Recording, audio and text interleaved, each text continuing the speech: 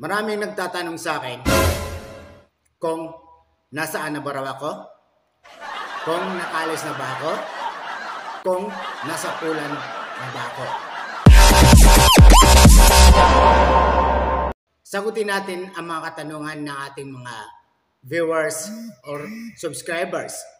Dahil siguro ay isa rin silang aplikante at gustong makakuha ng kaalaman kung paano mag-apply, kung paano makakuha ng work permit sa pulan. So mga kaibigan, sa kasamaang palad po ay hanggang ngayon ay nandito pa rin ako sa Middle East. Wala pa po ako sa pulan. Dahil ito po ay swertihan lang mga kaibigan. Sumusugal tayo o sumusugal din ako.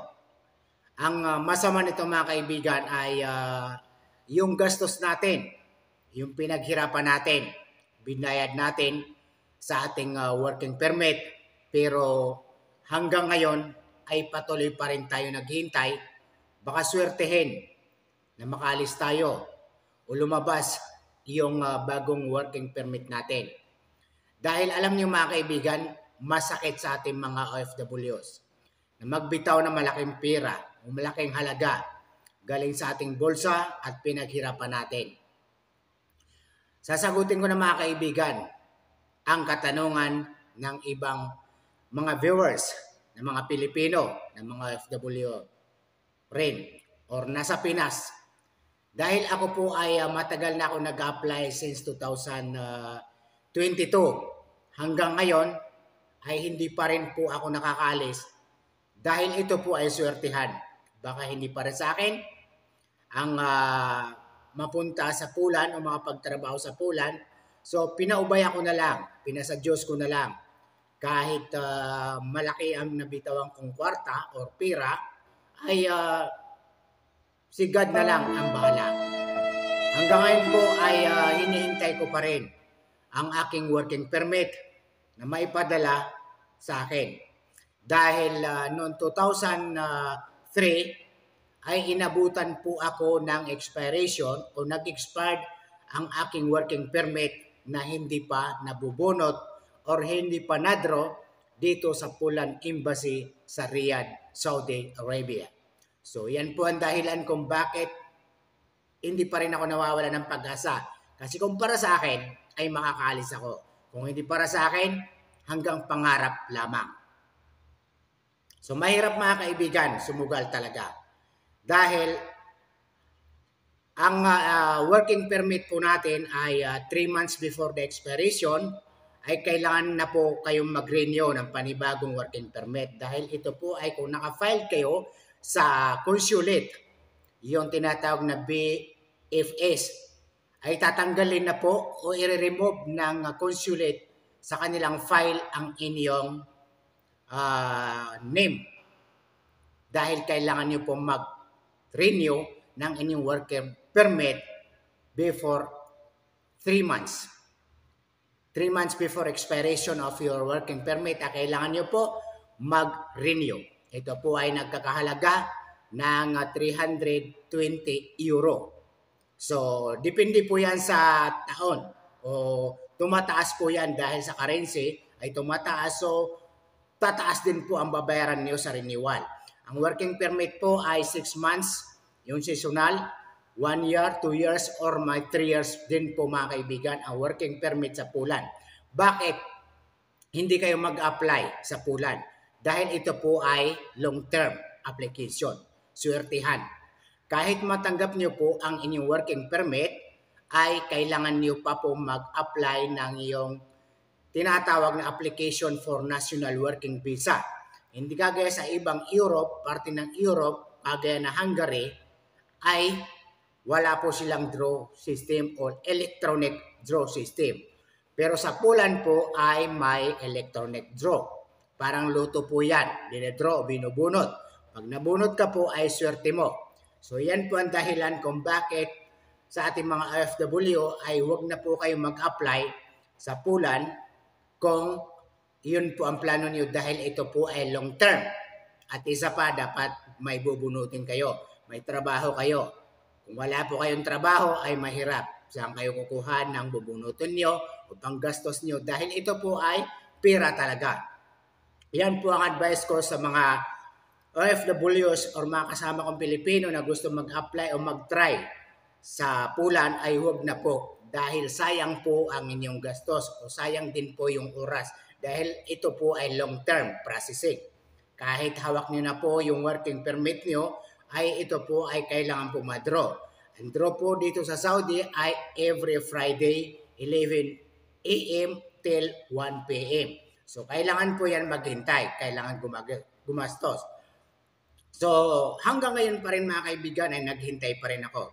Dahil lumabas po ang aking working permit, dahil nag-renew naman ako ng panibagong working permit, nag-renew naman ako ng panibagong working permit, ay hindi pa po dumarating sa akin. Dahil ito po ay kontrolado po ng Pulan government kung kailan nila ipapadala dahil nasa agency po rin yan, nasa umhawak po yan ng attorney. Kung mahina yung attorney ng inyong agency sa Pulan ay matagal ang proseso. Dahil ito po ay pang long-term processing. So yan po ang dahilan mga kaibigan kung bakit in-advisean ko kayo na huwag mag-apply sa Pulan. May iba naman na Europe country na pwede kayong mag-apply. Huwag lang po sa Pulan. Hindi talaga ako sinuwerte pero yung mga iba kong kasamahan, kagaya ni Randy ay sinuwerte nakaalis noong 2023. So swerte nila at saka si Jay dahil ito po ay nabunot sila. Pero sa akin, sa kasamaang palad hanggang ngayon, naghihintay pa rin ako mga kaibigan.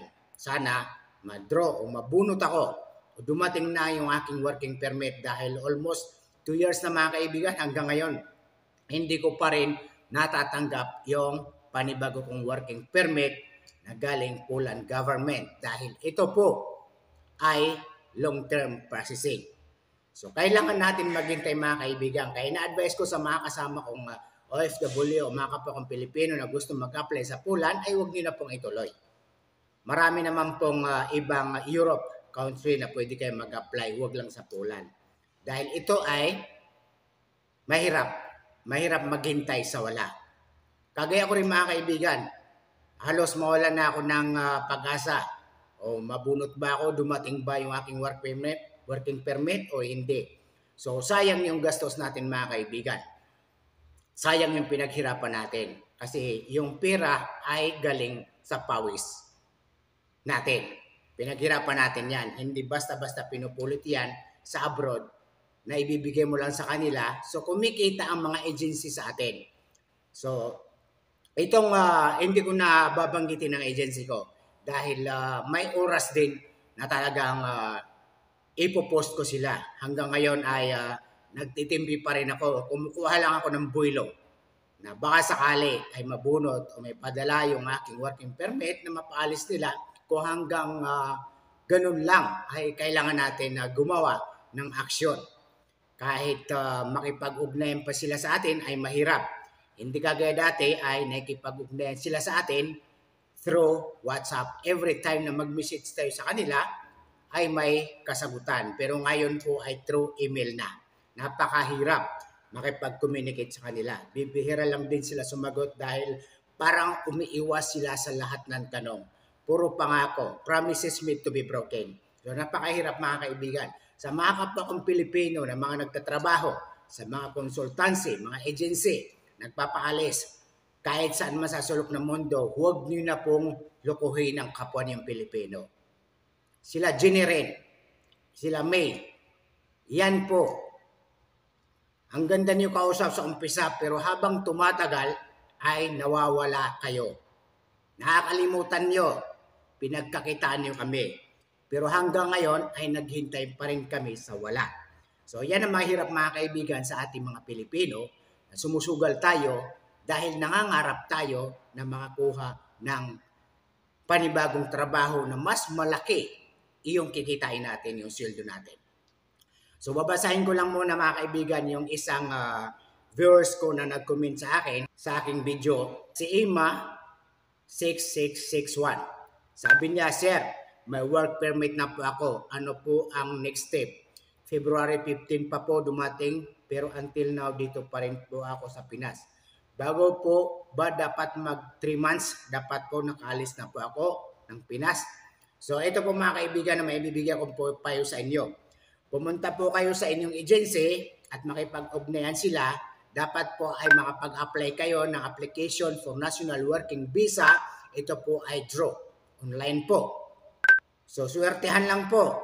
Paki-check, double check din po ang inyong working permit. 6 months ba yan? 1 year ba yan? 2 years ba yan? Or 3 years ba yan? Dahil ito po ay 3 months before the expiration of your working permit ay kailangan po mag-renew ng panibagong gastos mga kaibigan. So shout out sa iyo IMA6661. So kailangan po mag-file kayo ng application for National Working Visa dyan sa Pilipinas. Ang embassy po ng Poland ay matatagpuan po sa BGC. Dyan po sa 11th floor sila, pero nakalimutan ko yung building nila dyan sa BGC. 11th floor po yan. So kailangan nyo po yan, kaibigan, mag-file na application for National Working Visa. Ulitin ko ulit, bakit hindi kayo mag-apply sa Poland? Dahil ito po ay long-term process. May katagalan, swertihan. Una, draw, electronic draw.